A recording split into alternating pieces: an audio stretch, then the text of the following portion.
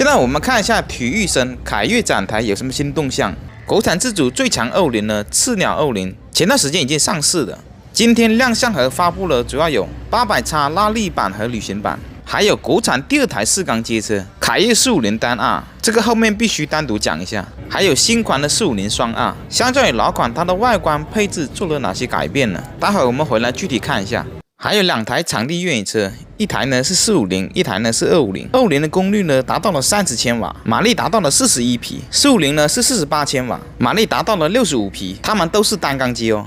800X呢有3个版本，穿越版，还有性能最强的拉力版，价格49800，还有即将上市的旅行版。凯越给它上电子油门了，也就是全功能 TC 要上了。中国第3台上全功能电控的车型，整备质量215公斤，预计呢9月某博会上市。凯越今年的动作明显多了起来，产品线丰富起来了，大家选择线也就更多了，是更加有利于品牌的发展了。之前说品牌的定位，凯越明显是体育生或者是体育频道，他们都有个共同特性，就是灵活轻巧，爱运动。和它截然相反的就是豪爵，它不怎么爱动，所以每个品牌都有每个品牌适合的人群，才有我们这个五彩缤纷的世界。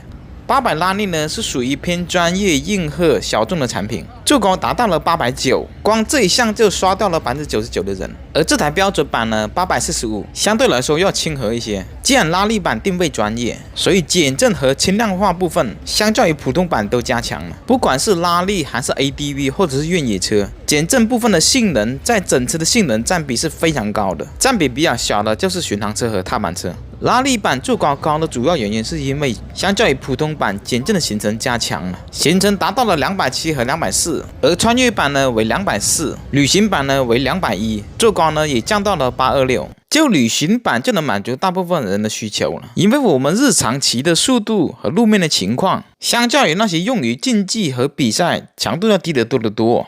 凯越展台的中间呢，还展了发动机的部分。这台呢是他们自研的350发动机，实际排量呢是344，就是他们参加 WSBK 那台。解线后，发动机动力能接近60匹。而试射呢，由于要考虑排放和耐用性，还有我们使用油品标号的习惯，以及维修保养的时间的间隔，综合起来呢，会将动力降到48匹。因为赛事的话，保养周期要短得多，而且又是高标号汽油，所以日常用呢会比较头痛。344的排量48匹的马力，即使这样就已经相当强悍了。别忘了它车重150公斤，它的250版本只有32匹的马力，加速就能跑到6.2秒，极速超过170了。350车型呢，重量保持不变，马力提高了50%，100公里加速估计能跑到4.0，极速估计能到210。听说要下半年才能出，展台上面已经看不到321了，所以凯越应该是用这台350去取代321，因为这几年花了那么多钱去跑 WSBK， 把积累的技术和经验下放到民用车研发之中，让产品的竞争力呢变得更加的强，这才是一个良好的完整循环。因为赛事是相当烧钱的，名次好一点的话，会有一些资本入驻；如果一直名次不好的话，是有可能会把自己玩穷的，而且对自身的品牌价值也毫无提升。所以厂家参加国际赛事呢是相当谨慎的。下一期呢就讲450这台发动机的街车版本，马力从71匹调到了65匹，扭矩呢从39提升到了40，这样调到底好不好呢？下一期呢给大家分析一下。